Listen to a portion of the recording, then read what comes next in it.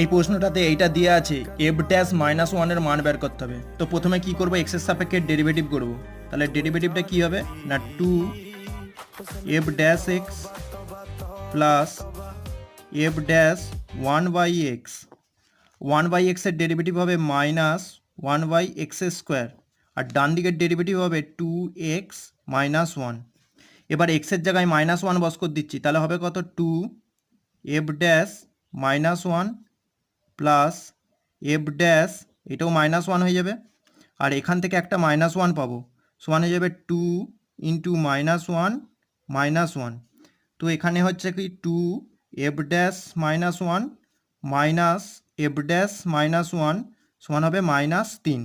তো বাঁ দিকটা হয়ে যাচ্ছে কত, এফ ড্যাশ মাইনাস ওয়ান সমান হচ্ছে মাইনাস তিন।